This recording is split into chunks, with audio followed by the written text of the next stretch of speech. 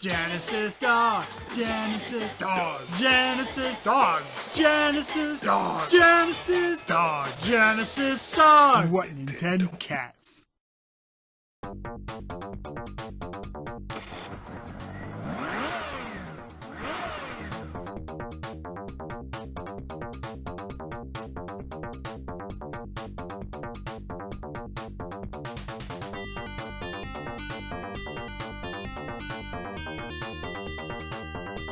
Hello, and welcome to the 18th Genesis Dogs rating. Today we'll be talking about the Duel Test Drive 2. And there was no dogs in this game. It was a racing game. There was no dogs sticking their head out the window or anything.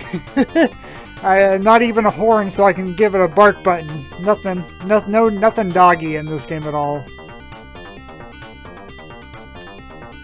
The splash was alright, showed like a car and it drove off and stuff, and that was pretty much the title. Then it went to like the options menu page. It stuck there for like ever. But it eventually led to the demo, which was interesting because it was like a computer or somebody playing like the entire round of the game. So it went through all 5 lives. And it took 10 minutes to get through the whole thing. So I gave it some points there, but ultimately it wasn't that interesting of a splash screen. But it does get credit where it gets credit. The music, I enjoyed it, but the stages are really long and the music is very shortly looped, so it gets repetitive really fast. But I still enjoyed what there was. It was still catchy and I was singing along to it, the good old stuff. So yeah, I'll give that the 8 out of 10. The boss gave 3 out of 10. I might be overly generous because you do face off against an opponent and you're racing against them, but it's so easy just to pull ahead and stay ahead. It's hardly even a race at all. You just stay ahead and it's an endurance race to get to the end. So I still gave it points for the boss encounter, but it still wasn't a great one. Difficulty was a little bit on the easy side. It was much more of an endurance game than a racing or go fast game. Because you have 5 lives, you only can hit 5 things pretty much. And other than that, it was just trying to get to the end, which, like I said in the boss thing, you get ahead of the boss thing and it's just survive to the end of the level and you win. It wasn't all that challenging. You can take it slow. You play at the game's own pace and it's fine. It's a bit easy, but it's fine.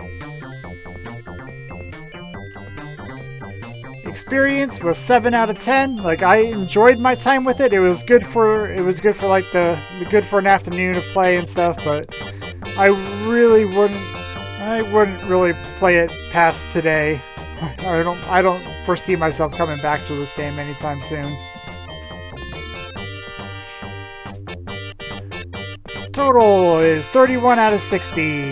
It's third from the last, and it's an alright game. It's just not the best. It's a racing game, first person racing game. It did alright for what it was, but it wasn't all that exciting. It got me going a couple times, but it was a game for sure. I'll give it that. Here we go. Wheel time. Wheeling and dealing.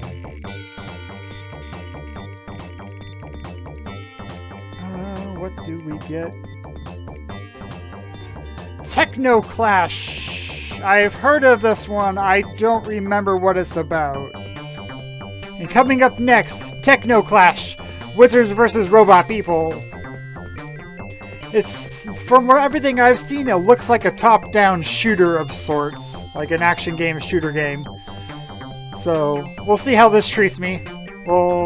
And yeah. The Wheel of Games. Current letter is T, so all these games on the wheel start with the letter T, and I'll spin it and pick a game next.